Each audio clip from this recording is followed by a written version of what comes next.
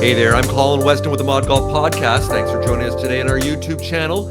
So I just finished up an engaging conversation on our audio podcast, and that was with Chris Kallmeyer, who is the CEO of GolfGenius. And I've known Chris for many years, had him on as a guest 4 years ago, but GolfGenius has done so much since the last time we spoke. I said, come on, Chris, you got to come back on and share all the things that you guys are doing in the space, the acquisitions you've made, what you've developed internally. And they're creating this ecosystem around golf, $120 billion a year golf industry, just in North America alone. So I want to pick Chris's brain here to find out how they managed to kind of bring all these juggling balls and spinning plates in the golf industry together here in the ecosystem. So we're going to dig into that today here on the ModGolf YouTube channel. So to begin with here, I'm going to bring Chris on, and there he is. Chris, welcome back to ModGolf. Great to be here. Thanks, Colin.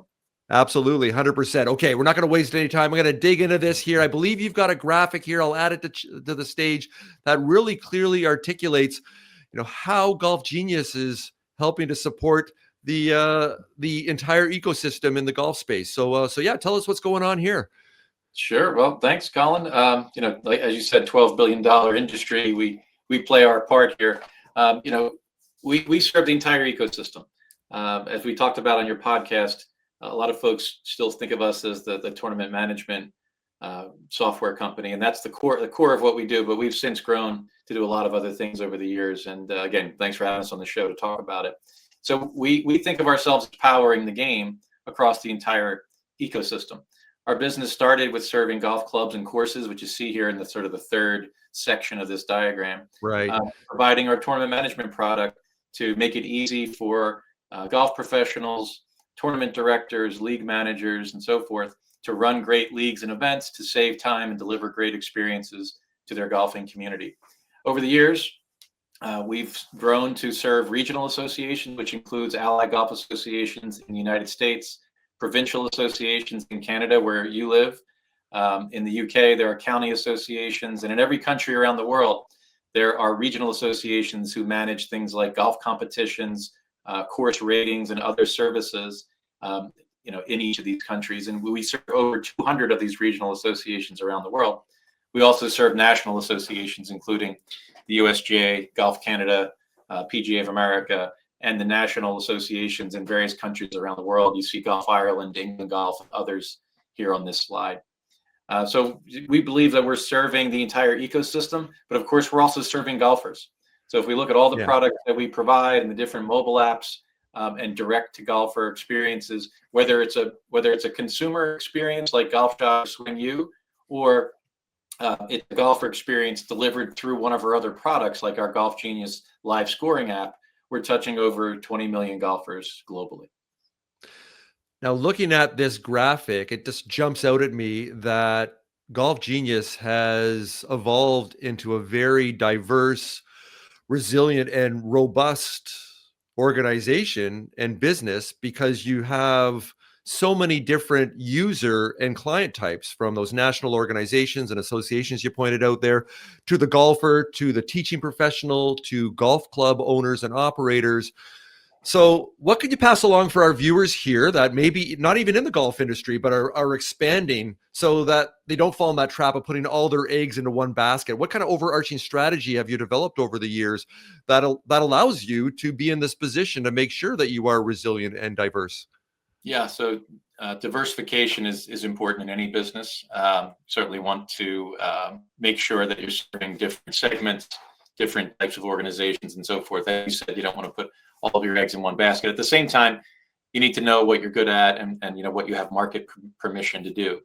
We have great relationships with PGA professionals. We recognize that they do a million different things, including running tournaments, running golf shops, managing handicaps, and teaching and coaching. And we try to provide tools that help them do that. So yeah, it's important to have some diversification. It's also important to stay focused, and you have to strike a balance. Now, when you talk about focus, went deep on this one in the podcast, as far as culture and the fact you've acquired other companies, you've expanded your staff since last time we talked, you've more than doubled, if not tripled. So this notion of culture, everybody talks about culture, it can be a bit of a kind of a squishy thing of what really is that.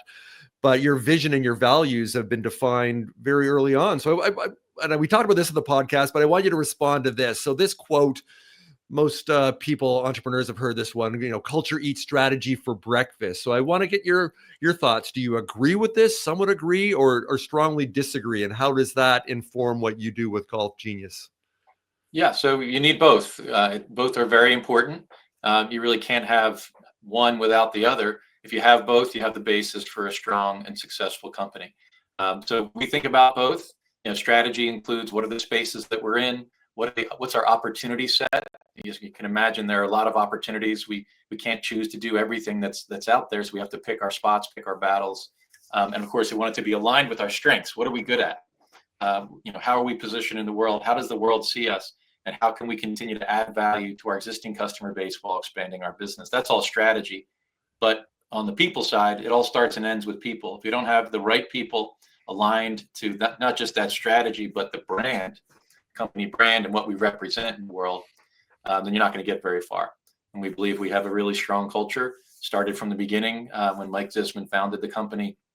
Culture's always been a top priority for him in growing the organization. And it's also been a top priority in every one of the acquisitions that we've done. There we go. There we go. We did talk about this a little bit on the podcast. Well, we talked about how AI is informing what you're doing. So we're not going to talk about that because I want to encourage our listeners, our viewers, to become listeners. And in the description below, I will include the link to Chris and my conversation on the ModGolf podcast. Okay, so as we finish up here, because we're just doing this short and sharp, like I said, because we had a real deep dive here on the ModGolf podcast earlier. So just as far as the future, when we speak in a couple years' time again on the ModGolf podcast, or when I see you in Orlando at the PGA show, what can you reveal to us?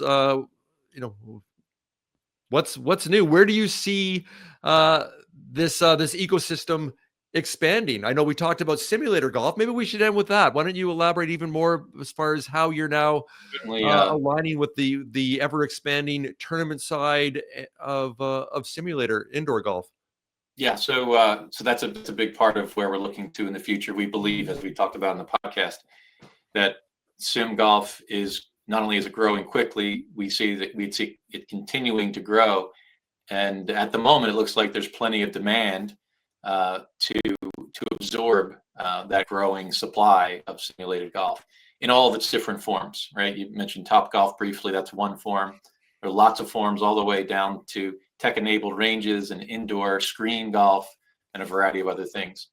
So we have, I think I mentioned on the podcast, we have several hundred customers who are using one or more of our products in a simulated golf context.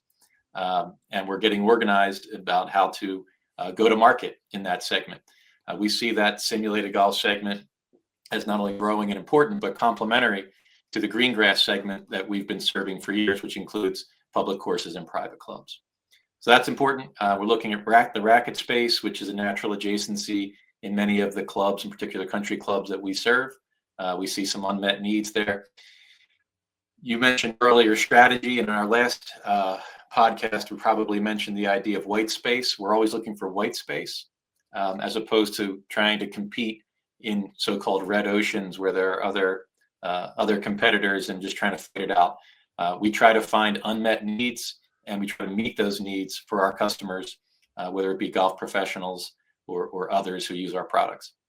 I can certainly see that. I think I'm been involved with Blue Ocean Strategy, that business methodology, for many years. I've had one of the co-authors on several times. I've written some blog posts for them. So yes, I love it when golf industry companies and organizations like yourself embrace Blue Ocean Strategy. I know that is exactly what you're doing. You're not, there's some spaces that you are competitive with, but you're looking at real opportunities to unlock those non-golf customers, whether it's players, whether it's people in the industry, or even other industries you're talking about now with racket sports there. So yeah, I do believe that GolfGenius is a Blue Ocean Strategy organization. You have that mindset, that's for sure.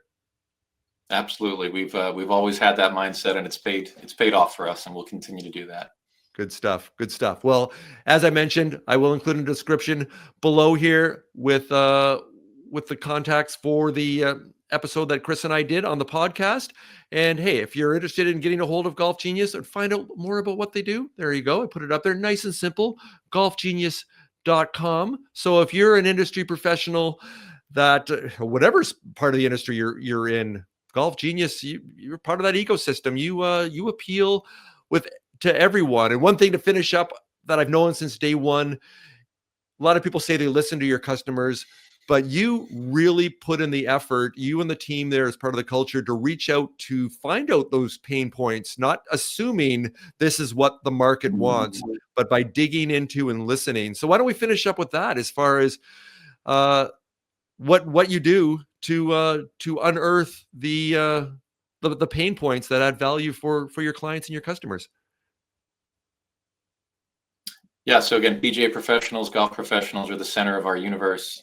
We have over 70 full-time PGA professionals on our staff handling all of our customer-facing activities, including sales, onboarding, support, product management, and so forth. So it starts with those relationships, which creates trust, and trust takes us to a place where people are willing to share their pain points. Those pain points can be about products that we already provide, how can we improve those products, or about unmet needs in their operation and how we can help to meet those. Our golf shop product is a great example of that. What we're doing with our Coach Now product in terms of a holistic toolbox for coaches and teams of coaches is also an unmet need in the sense that there is no holistic toolbox available in the marketplace for coaches. We believe that we're addressing that need today. Love that. Well, the leadership lessons that you share with us here today, there's lots of key takeaways for our viewers and also our listeners. So as always, Chris, I really appreciate your time and love what you're doing there with GolfGenius. So I got on there. So hey, if you enjoy the conversations we're having here on the ModGolf YouTube channel, hey, show us a little bit of love here. Doesn't hurt, doesn't cost you anything. You know what? Give us a like, give us a subscribe, leave a comment. Hey, if there's things that or people or topics you want us to cover in the future on ModGolf or innovation and entrepreneurship in the golf space, just let me know, because we want to bring compelling content just like this conversation I just had with Chris here to you, so it adds value for you and what you're doing in the golf industry. So hey, with that, Chris Kallmeyer, thank you again for joining us on ModGolf, and look forward to seeing you at the PGA show in a month or so time. Thanks so much, Colin. Always a pleasure. All right. Good stuff. We'll talk soon.